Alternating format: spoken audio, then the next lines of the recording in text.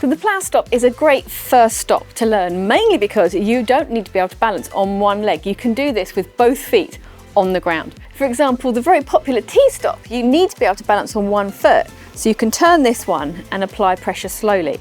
So this makes it quite tricky. So the great thing about the Plow Stop is it actually comes from a bubble, which is probably one of the first things you've learned to do.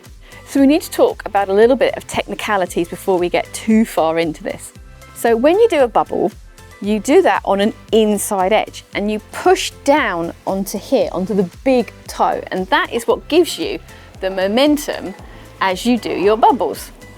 Now, it stands to reason that if the pushing on the inside edges, the big toe, gives you momentum, and pushing on the outside is going to have the opposite effect. And that is how we do a Plow Stop. If you need a bit more help with bubbles, I have got an entire video which helps you with this inside edge push. So let's put this into practice. So I'm going to do a bubble on my inside edges. Now this time I'm going to do a bubble on my inside edge, but when I get to my midpoint, I'm going to lean on the outside of my skates. Now this looks simple, but you have to be able to find that outside edge by pushing on those little toes. And the most important aspect of this is the body position. So let's talk about that. So when we roller skate, we always say, don't put your feet against the direction of travel. But with a Plow Stop, it's kind of what you're doing, because you're doing this and putting your weight on the fronts of your skate here on this outside edges. So because of that, you have to get low in this squat position to counteract the weight being at the front of the skate.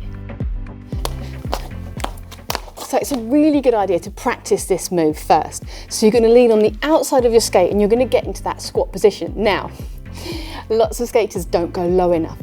This is a bent knee, it's not a squat. You've got to get into a full squat position. Now, if you feel more comfortable, you can always try this off skates at first. So we're going to have this squat position in our minds, leaning on the outside of our skate. So what I'm going to do is I'm going to do a normal bubble, then I'm going to do my second bubble, and when I get to the midpoint of my second bubble, I'm going to start leaning on the outsides of my skate. Get low, and that's going to be my Plow Stop. One, and now outside. Nice and low. Now, I've got slippy wheels on. So as I'm stopping, my wheels are sliding. If you've got a soft wheel on, you're going to have to be slightly more gentle with applying the weight to the outside of the skate, because a grippy wheel is not going to slide. So if you put too much weight on that front outside edge, immediately you're going to kind of do a Superman and we don't want that. You need to be careful that you apply the pressure slowly. When you start to feel the stop happening, then you can apply more and more pressure. So the plow is a really nice, versatile stop. So you can even do this with just one foot. So if I do one of my bubbles, but then I'm just going to lean on the outside of this foot.